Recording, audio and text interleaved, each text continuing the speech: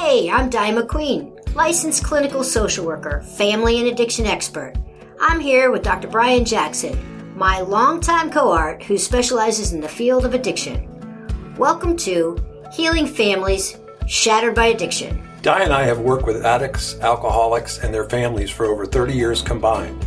Our podcast and coaching programs focus on families who have a loved one suffering from addiction.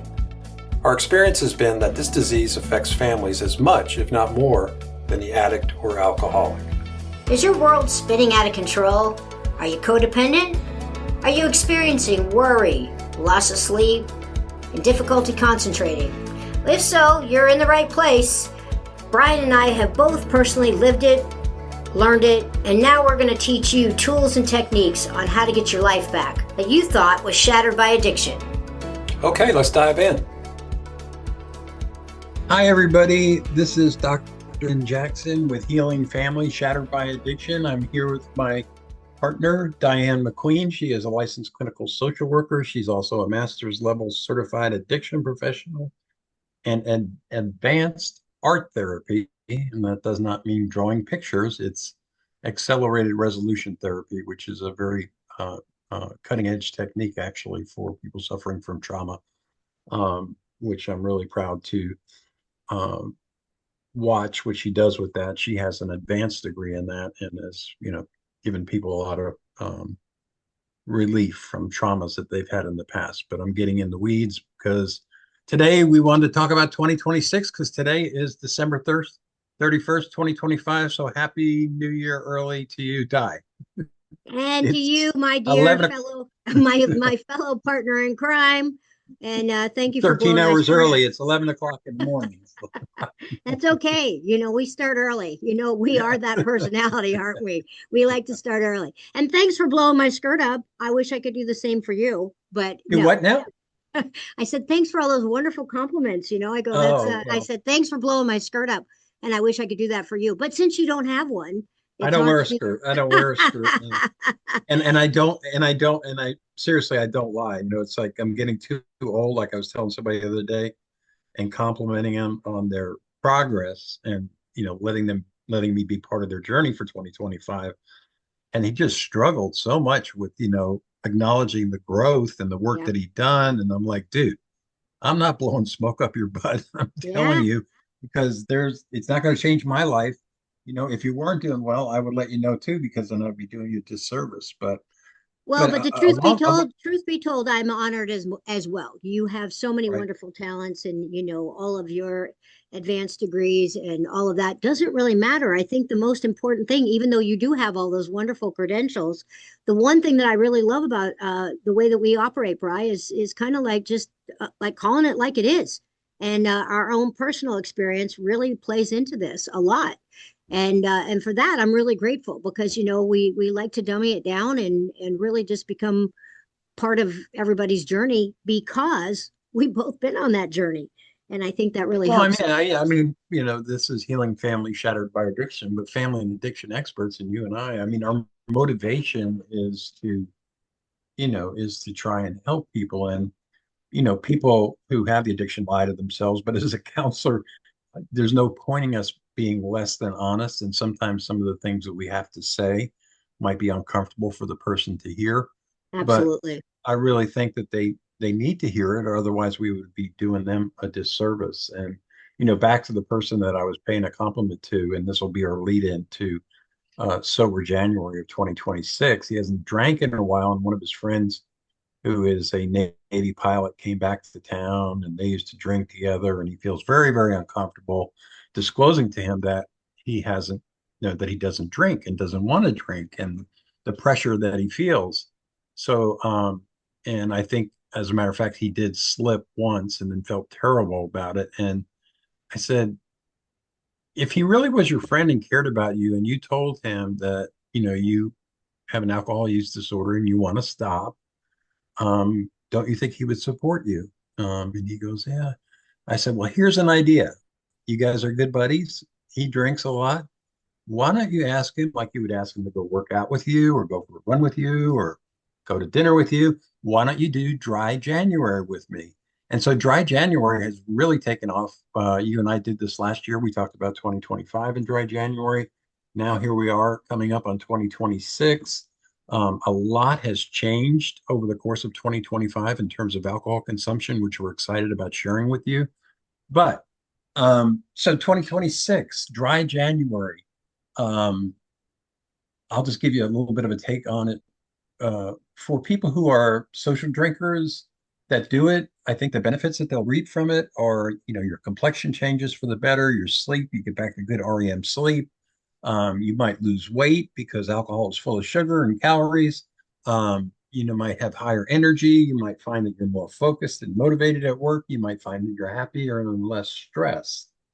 For those who have an alcohol abuse problem, it might be more difficult, and especially the first 10 days, because in that first 10 days, you really are detoxing if you have been abusing alcohol.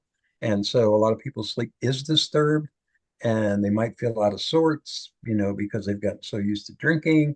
But if they can get past that first 10 days and hang in there, I think it helps your self-esteem and makes you feel better about the fact that, hey, I can live without alcohol for a month. And then we see a lot of people who, you know, go past January and like the way they feel. But any thoughts on that, Di, before we get into Well, I mean, I the love that? that. I love what you're saying. And the other thing is, one of the things that we preach a lot, right, is learning that part of the recovery process for, all of our people is to just stay in the day, take it a day at a time. And so when you start adding up days, you don't have to really look to like, oh my God, I'm never going to be able to drink again. What we really want to concentrate is just for this 24 hours, we're going to kind of abstain. And it's amazing how we rack up years. I think that you would agree that if anyone had ever told either one of us that we would be, you know 25 plus years in recovery, both of us, that nobody would ever believe that. I certainly, I mean, the thought of that, it was just horrifying. So like, just to be able to bring that back, and I think that's a really big one. And oh yeah, by the way, thanks Brits for starting this whole dry January idea years ago. The British were the ones who actually developed it, and I think it's really spreading worldwide. Um, but I think it's a really cool concept, and like you said, when you do like the challenge with friends, it becomes so much easier because you're all kind of in it to win it together, and it really does make a little bit of a difference there. So there's my little 2 cents worth. Yeah, and then if it's buddies or girlfriends, boyfriends, whatever, hanging out together, and the routine was to go to the bar and drink, and now you're doing dry January, well, maybe that time you spend together, you go and do something healthy. Maybe you go for a bike ride, maybe you go for a walk, maybe you go to the movies, maybe you go visit friends who are also part of dry January and do a board game or something like that just to see. I think you really would be doing yourself a disservice if you didn't try it, because it is only 1 month. Hopefully it'll be more than that, but like you said, Di, one day at a time. January the 1st is tomorrow, so Right, tomorrow right. could be And we know the that there's a day. lot of things driving the statistics, but I think you kind of wanted to talk a little bit about like some really interesting changes that have occurred. And then we can get into like, why the trend is driving this direction. But before we do that, why don't you talk about some of those things that have changed that it's so Yeah, I mean, us you, beautiful. Di and I, we get research all the time, about trauma, about grief, about, and all kinds of different statistics. And the one that really kind of blew my mind and Di's mind was that recently there was a Gallup poll in 2025 that found that only 54% of US adults say they drink alcohol. And that's marking the lowest level recorded in nearly 90 years. When I read that, I was like, did that say 9 years? No, 90 years of Gallup's poll tracking since 1939. So think about that. Here we are in 2025. For some reason, alcohol is not as popular as it used to be. And Di will get into some of the reasons why. Right. And those reasons surprised me as well because my mind went to, oh, well, maybe people switch to another drug, but no, it's not the case. So this figure is down sharply, about 67% in 2022 and slightly under the previous low of 55% in 1958. So, among people who do drink, the share reporting alcohol use in the past 24 hours is also at a record low. Like, when was the last time you had a drink? Yep. There's a lot of people, well, I didn't drink yesterday, whatever. So, maybe Di, you could talk about some of the like the different attitudes that have changed, towards drinking, Yeah, I in this mean it's what we got. amazing, isn't it? That really for the first time ever in our history, um, a majority, like they're saying 53% of Americans say that even moderate drinking, that being like 1 to 2 drinks, which, for us is very moderate, is also bad for your health. You know what I mean? So, like that. And among the younger adults, especially the Gen Zs and even the millenniums, um, are, at the forefront of trying to like change this shift in our focus. And that is, far, far earlier than a lot of the generations prior to that say, you know what, we need to pay attention and abstain from or drink less. There is a real trend driving this, this whole idea and concept that both of you and I found absolutely fascinating. So, you know, Yeah, I that's mean, that's a big plus. Yeah, we used to hear all the time, oh, 2 glasses of wine for you every night is very good. So you think right, about that. So 2 nights, 7 days a week, that's 14 days. right. But if you think about, you got to think about alcohol as what happens once it goes through the liver. It turns into ethyl alcohol. Yep, Ethyl alcohol is poison. So if we were drinking ethyl alcohol, that's a good way to off yourself. Um, and so it affects every part of the body to the negative, from the reproductive system in females and males yep. to the cardiovascular system, hypertension, the brain, causes cancer. And so that whole thing has been thrown out the window where I know it sounds like, are you kidding me? Because alcohol is everywhere, that even 1 or 2 drinks is not good for you at all. And the other research that came out, it shows that it significantly shrinks the brain, right? So the more you drink, the smaller your brain is, and the smaller the hat you have to wear. That must be my problem. That is hysterical, actually. But the truth is, and not only does it just shrink your brain, I mean, we know that there is a direct correlation between a couple different types of dementia, right? Wernicke's and Yes. Korsakoff. Dementia are basically what we know as the old-fashioned words, wet brain. But the reality is, it really is direct correlation to alcohol and the consumption of alcohol, and how people, their family members will go like they just can't, like they can't function anymore, and I'm like, no, they like pickled their brain literally. um so there's that correlation. There's also a B12, or the B vitamins, right, from alcohol consumption. A lot of people are lacking, those B vitamins, and that really can mess you up. So, there's a lot of direct correlations to health concerns. And that is one of the trends of today, right? Which is these younger generations are much more health conscious and aware of the fact that your body cannot withstand all the abuse, right? And abuse is a loose word, because when you think of a glass or two of wine, you don't think you're really abusing yourself. But in fact, they're starting to say we're shifting that norm, right? Um, I love that the fact Yes. is that go ahead. I'm sorry. Go ahead. No, no, you had to sound like you had something important to say. You love the Well, I fact was that, just going to say it's like also, a real trend that it's not just health related, but they're really getting curious about sobriety. Like our culture is becoming more sober conscious. But before I jump into that, was there more that you want to add on the health front? well, I mean, on the health front, I mean, it's obvious. I mean, the chronic, conditions, have shifted the norms, from cancer to heart disease and other Yeah. chronic conditions, that even physicians are now saying and pointing out to people that disclose the truth to their doctor about how much they drink. There's much more knowledge and insight. And, even now, if you go into a doctor's office where 10 years ago, they never asked you how much you drank, or anything like that. And now they're very curious about it. They're curious about on two fronts, like and the behavioral health, where are you at mentally, in Hmm. terms of depression and anxiety. So now it's coming to the forefront where it's no longer a stigma. They realize it's part of the mind, body, and spirit, and that Yep. just treating our bodies for illness is not sufficient in and of itself. Stress makes you sick.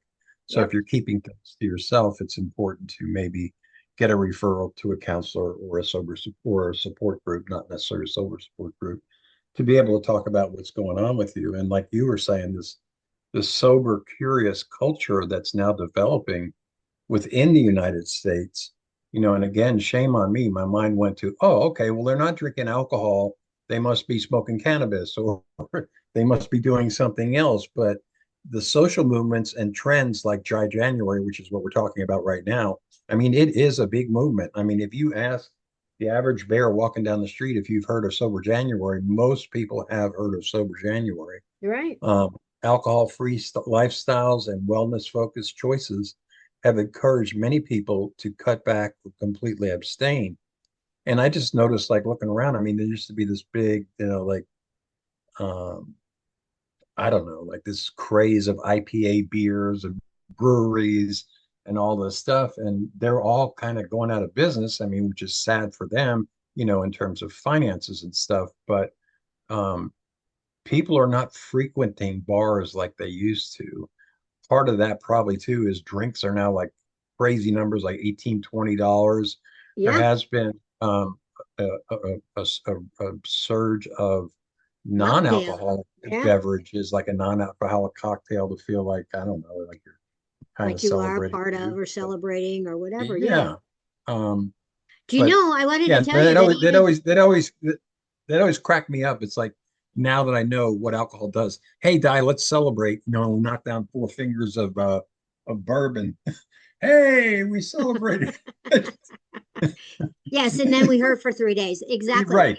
But I thought it was really cool because like I don't know, but one of my clients was telling me about how he was at a convention, and for the first time ever, they had, they always have the alcohol stations, the wine bar, and just drinks. This time they had a mocktail station Right. open for a lot of people, and he said, of course, because he's an alcoholic, he said, I observed that there was a lot. He goes, I'll bet you 35% of the staff went over and got mocktails and weren't drinking alcohol at all.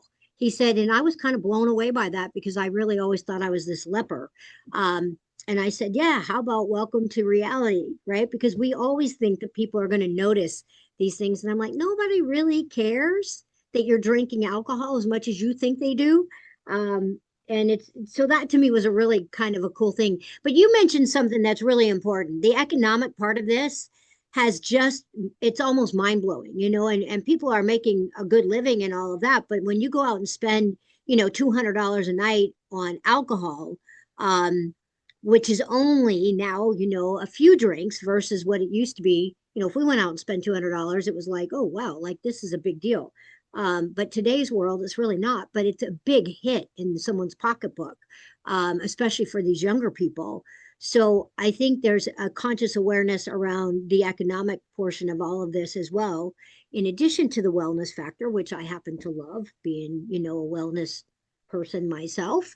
And I think that's really a cool thing that these younger people have an influence and do want to share with the world that there's nothing wrong with being healthy, with being, have both feet grounded and planted in the ground, versus, I'm always so screwed up. I don't know if I'm coming or going or where I was last night or who I was with, etc.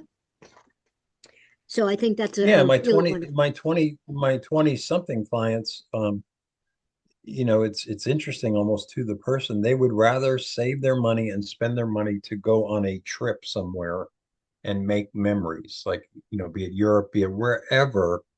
That is important to them. Way more important than, I mean, think about it. Like you said, $200, you go out and spend $200 on alcohol, which you're going to pass through your kidneys. You have nothing to show for it except for credit card receipts. Yep. I mean, And a you buy a hangover. pair, $200 pair, $200 pair of sneakers that you might have for 5 years. So, Yeah. um, Yeah. Yeah. The thing you get to show for it is tomorrow you will not get out of bed. Or if you do, you Right. roll to the couch, right? Yeah.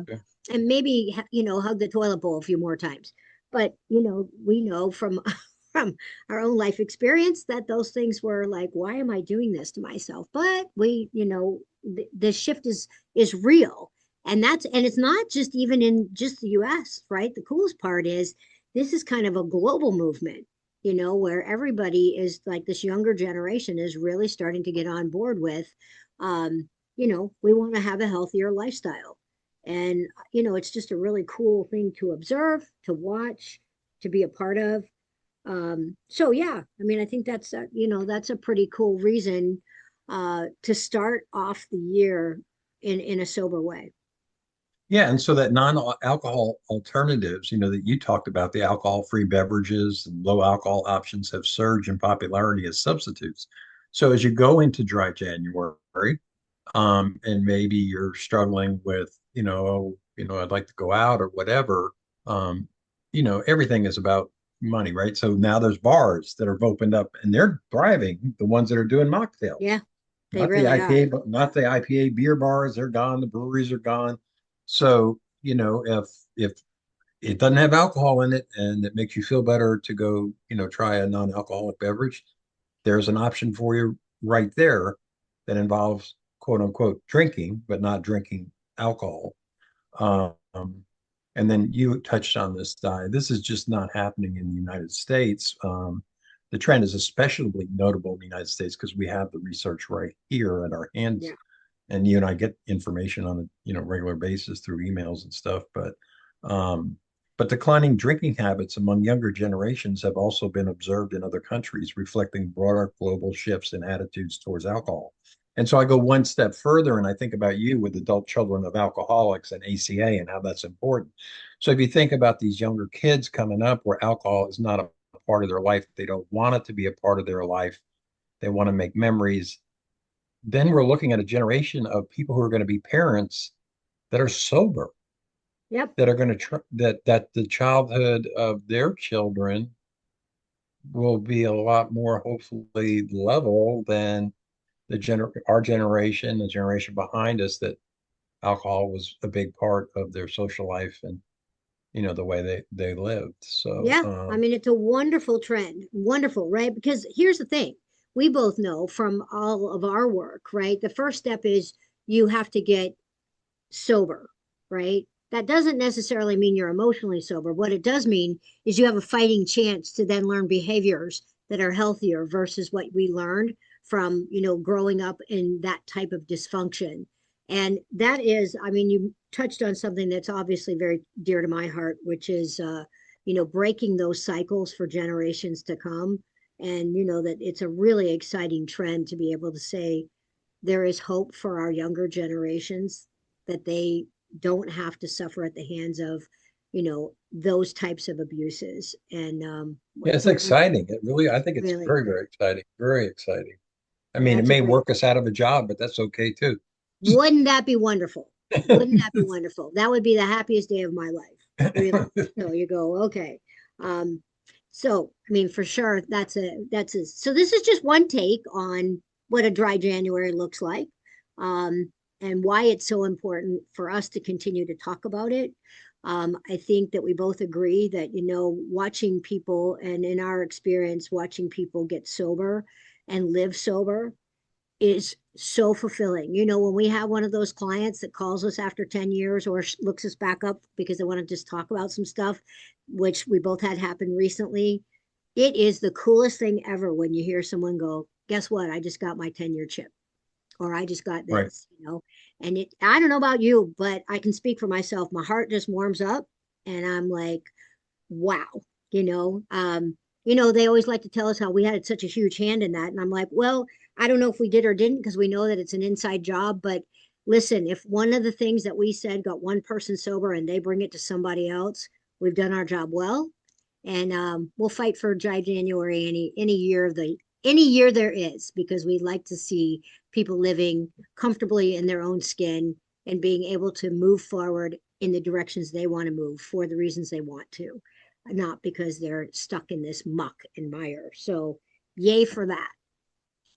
Yeah, and for people that are self-conscious about not wanting to drink and being around friends that drink, this is a perfect entree because, as I said, probably 8 out of 10 people have heard about Sober January, and it's not some secret like, hey, I'm going to go, try and stop drinking, and I'm going to AA or treatment or whatever. Hey, I'm going to do Sober January. You want to do it with me? Or hey, I'm going to do Sober January, and that's it. Um, people are going to people aren't going to say, what are you talking about? I mean, it's everywhere. People know about it. So, Right. Right. It does yeah. definitely take away that peer pressure for sure, and it's again, what a cool thing, to be able to do something like that and just make the decision that starting off in the new year. Both of us are not resolution people. So this is another one of those things. It's not a resolution, it's kind of a challenge and going like, you know what? I'm just going to see how I do. And keep moving forward with it. We encourage you all to do that. So it's good stuff. Yeah, and if you can do it with a partner, I think it's just like having a workout partner or running partner or whatever. It makes it a little bit easier. Um, but there's definitely reels, on social media on a daily basis about Sober January. So it's all over the place. So if that helps as well, you won't have trouble finding it. It's there. It's there. Absolutely. And from all of us to you, we wish you all a happy new year. We are available. Bri, you're always really good at giving our website information and all the freebies that we have available. So go ahead, bud, hit All right. Well, our website is familyandaddictionexperts.com. And on our website, there's a family survival kit. And there's, I think by now, hopefully, a bunch of PDF files in there that you can download, with different tools and techniques, to help you as a family member deal with, a loved one or just, help you with your life. And for those of you that are still in the midst of it, maybe some ideas that might click something in your brain.